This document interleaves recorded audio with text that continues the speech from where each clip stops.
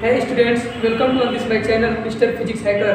आज हम लोग लेक्चर फर्स्ट में क्लास 9 का चैप्टर और मोशन में पढ़ेंगे हम लोग first physical quantity, scalars and vector and distance and displacement.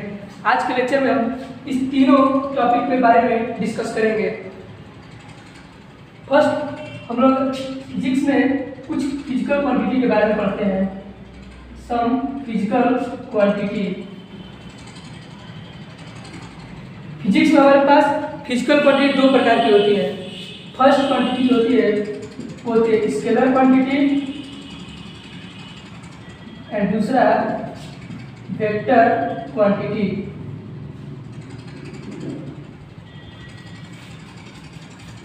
Physical quantity physics में दो प्रकार की होती है, स्केलर क्वांटिटी और दूसरी होती है वेक्टर क्वांटिटी। स्केलर क्वांटिटी क्या होती है उसको हम डिफाइन करेंगे। स्केलर क्वांटिटी वो क्वांटिटी होती है, स्केलर क्वांटिटी वो क्वांटिटी होती है जिसके पास केवल और केवल मैग्नीट्यूड होता है, उसके पास डायरेक्शन नहीं होता है। मैग्नीट्यूड मतलब क्या होता है?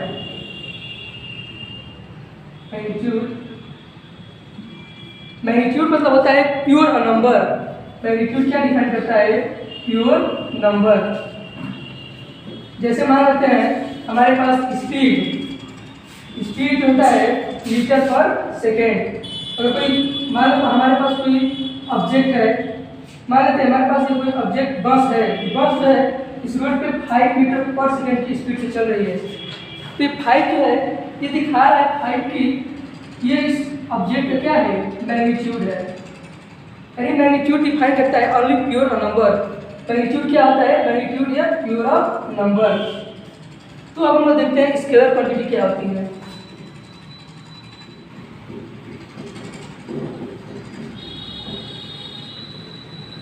अगर हमें डिफिनीशन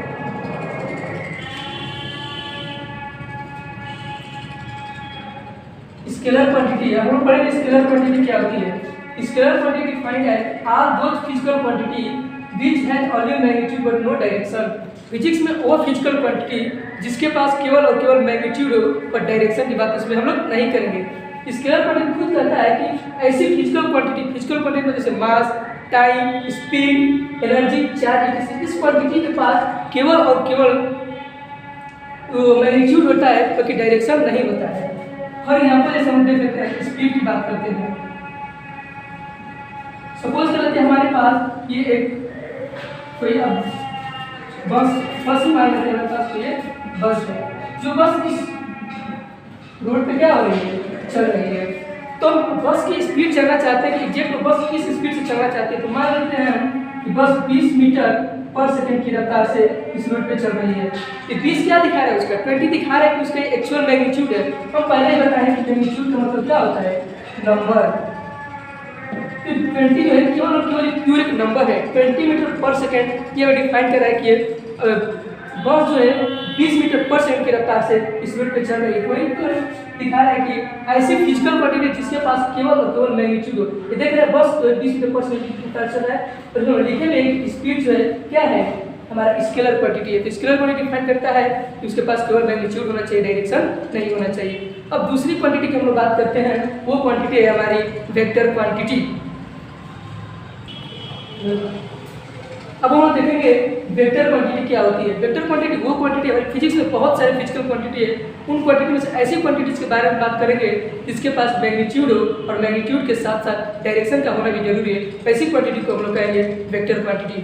वेक्टर क्वांटिटी क्या होता है? Are those physical quantity which has magnitude as well as direction. ऐसी क्वांटिटी जिसके पास मैग्नीट्यूड हो और मैग्नीट्यूड के साथ साथ डायरेक्शन हो, उस क्वांटिटी को हम लोग कहते हैं वेक्टर क्वांटिटी। वेक्टर क्वांटिटी का अगर एग्जांपल देखें तो फोर्स, वेलोसिटी, एक्सेलरेशन और डिस्प्लेसमेंट, ये जो क्वांटिटी होती है इनको ये जो है वेक्टर क्वांटिटी का एग्जांपल है।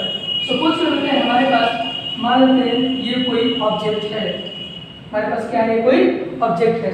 इस ऑब्जेक्ट पर हमने फोर्स लगाया। क्या लगाया? फोर्स लगाया।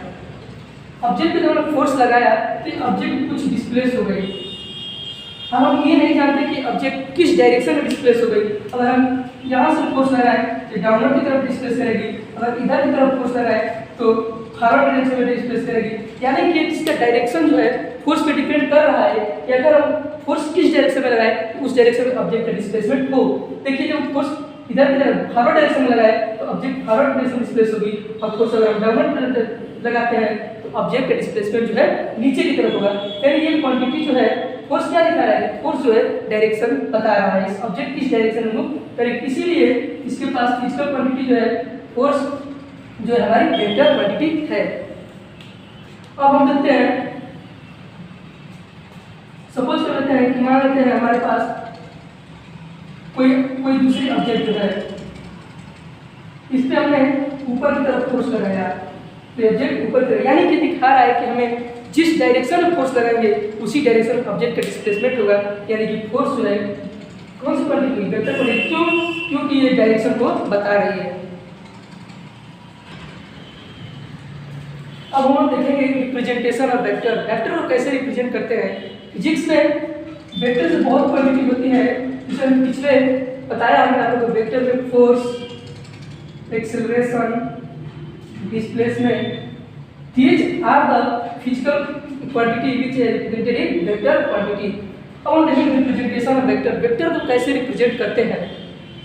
तो वेक्टर को रिप्रेजेंट हम लोग एक एरो से रिप्रेजेंट करते हैं। किससे रिप्रेजेंट करते हैं, एक एरो से। मान लेते हैं हमारे पास फोर्स क्या है, वेक्टर क्वांटिटी है, तो फोर्स जो है वो F से डिनोट करेंगे और इसके ऊपर हम लोग एक एरो दिखाएंगे। कि एरो क्या रिप्रेजेंट कर रहा है, एरो रिप्रेजेंट करता है कि फोर्स एक वेक्टर क्वांटिटी है। अगर किसी भी क्वांटिटी, फिजिक्स में कोई भी ऐसी क्वांटिटी हो और उस क्वांटिटी के ऊपर एरो लग गया तो क्वांटिटी हमें डिफाइन करता है कि कौन सी क्वांटिटी है, वेक्टर क्वांटिटी है।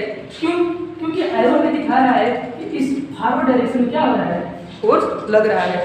यानी कि ये फोर्स हमारी कौन सी क्वांटिटी है, वेक्टर क्वांटिटी, और यहाँ क्या दिखा रही है,